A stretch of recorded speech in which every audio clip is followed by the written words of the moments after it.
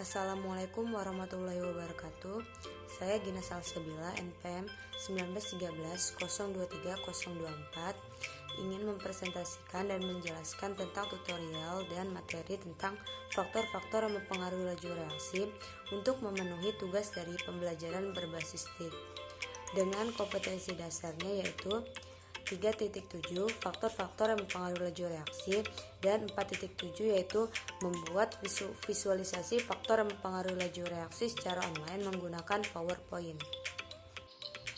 Nah, selanjutnya saya di sini akan menjelaskan tentang tutorial pembuatan PowerPoint menggunakan wajah, pembuatan transisi serta pembuatan zoom in atau zoom out. Jadi yang kita lakukan dalam pembuatan PPT tampak wajah yang pertama itu adalah dengan mengklik slideshow. Kemudian setelah kita mengklik slideshow akan ditimbulkan pilihan record for current slide atau record from beginning. Setelah kita memilih di antara kedua tersebut, kita harus memastikan terlebih dahulu mic sudah aktif dan preview webcam juga muncul. Nah, tampilannya akan seperti ini. Kemudian kita bisa merecord, kemudian kita bisa stop video, dan kita juga dapat mereplay videonya. Dan tombol X atau clear itu dapat menghilangkan video kita yang tidak jadi kita ambil atau kita tag. Kemudian di sini ada menu setting, kita dapat mengatur kamera yang kita inginkan. Setelah itu barulah kita bisa merecord video yang kita inginkan.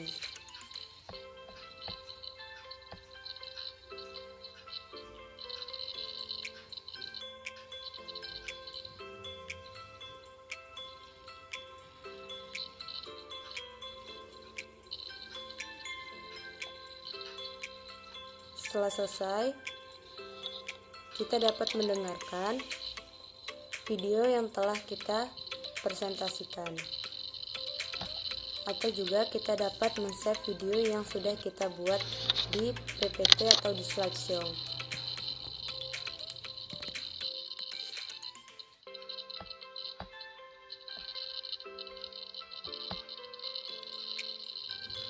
Yang selanjutnya kita akan membuat tutorial membuat zoom in dan zoom out. Yang pertama yang kita lakukan pada menu bar, kita klik insert. Setelah kita mengklik insert, terdapat pilihan opsi slide zoom dan kita pilih slide mana yang akan kita gunakan. Setelah itu klik insert untuk memilih slide yang sudah kita pilih. Setelah memilih slide yang sudah kita pilih, atur posisi dari slide-slide tersebut.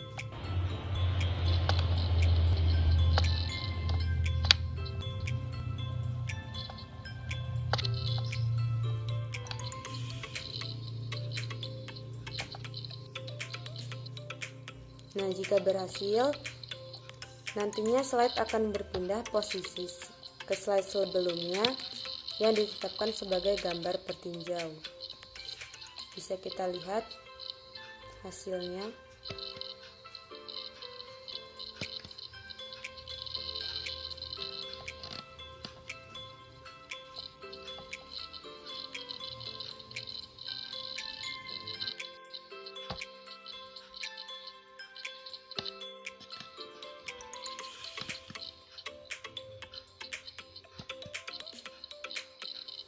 Baik, yang selanjutnya yaitu tutorial dalam pembuatan transisi. Jadi yang pertama kita membuka fitur dari transisi itu sendiri dengan cara mengklik transisi pada fitur PowerPoint. Kemudian banyak sekali transisi yang dapat kita pilih di sini. Kita nanti akan memilih transisi morph. Setelah kita mengklik, kita dapat melihat hasil dari transisi morph itu sendiri. Setelah itu kita dapat memilih transisi yang lain yang kita inginkan sesuai kebutuhan, dan bisa kita lihat hasilnya.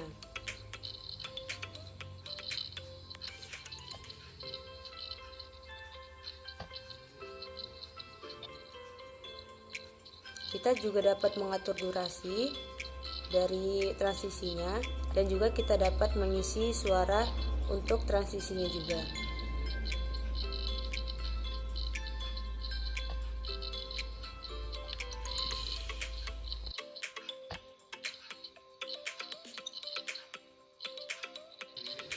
Selain itu, kita dapat memilih efek option mau vertikal ataupun horizontal sesuai dengan kebutuhan kita.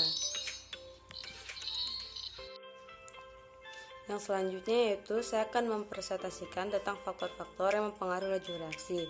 Di antaranya yaitu ada konsentrasi, luas permukaan, suhu, dan katalis. Nah, yang pertama yaitu konsentrasi.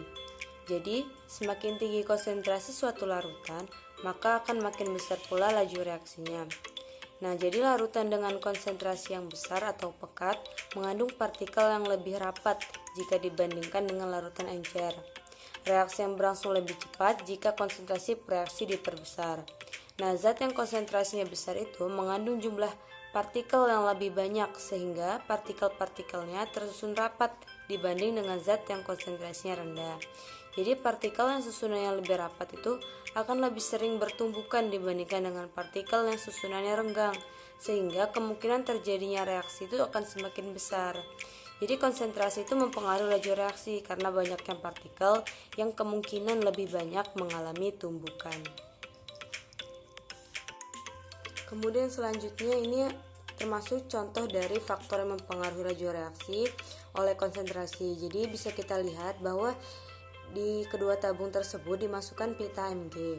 Yang satu dimasukkan pita Mg ke dalam larutan 2 molaritas HCl, sedangkan pada tabung kedua pita Mg di dalam larutan 0,1 molaritas HCl.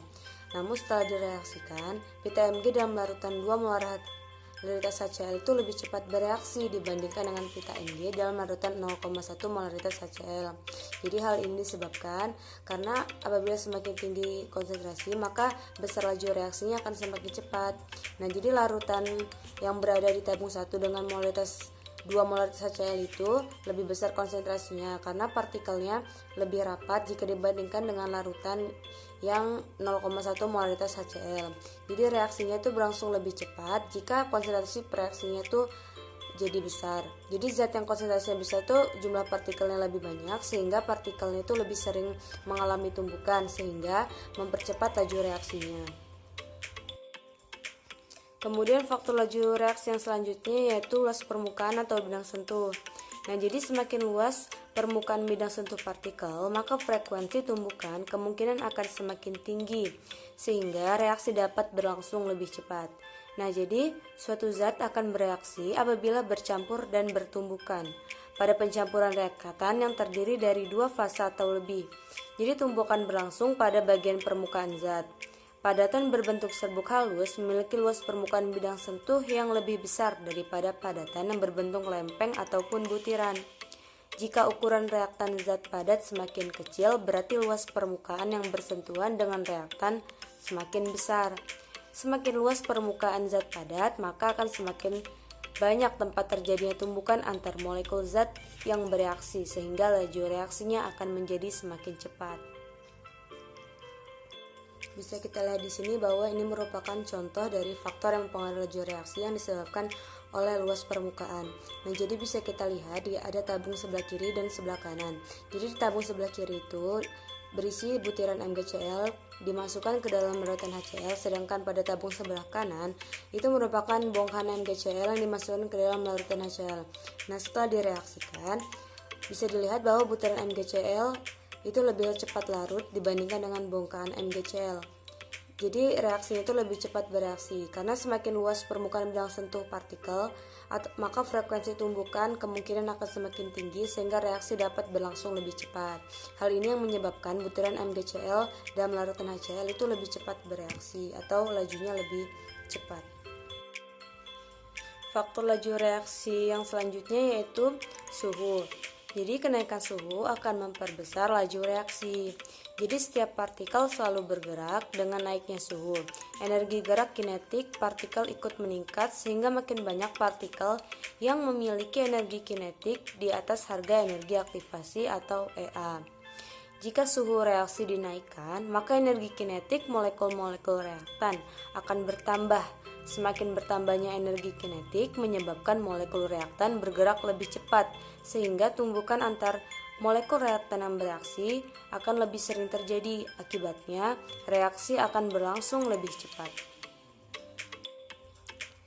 Bisa dilihat bahwa faktor mempengaruhi laju reaksi yang dipengaruhi oleh suhu. Di tabung sebelah kiri terdapat larutan gula yang dipanaskan, sedangkan di tabung sebelah kanan larutan gula tanpa pemanasan.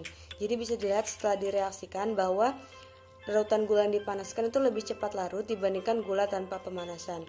Hal ini dikarenakan kenaikan suhu itu memperbesar laju reaksi. Nah, jadi dengan naiknya suhu, energi gerak atau energi kinetik partikel itu ikut meningkat sehingga makin banyak partikel yang memiliki energi kinetik di atas harga energi aktivasi.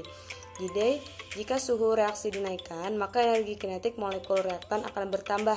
Semakin bertambah energi kinetik, maka molekul reaktan bergerak lebih cepat sehingga tumbukan semakin sering terjadi yang menyebabkan laju reaksinya itu akan menjadi semakin cepat. Kemudian faktor laju reaksi yang selanjutnya dipengaruhi oleh katalis. Nah, jadi katalis ini adalah suatu zat yang berfungsi untuk mempercepat terjadinya reaksi tanpa mempengaruhi hasil reaksi. Jadi fungsi katalis itu menurunkan energi aktivasi, sehingga jika ke dalam suatu reaksi ditambahkan katalis, maka reaksinya akan lebih mudah terjadi. Hal ini disebabkan karena zat-zat yang bereaksi akan lebih mudah melampaui energi aktivasinya. Nah, di sini ada ilustrasi faktor yang mempengaruhi laju reaksi yang disebabkan oleh katalis.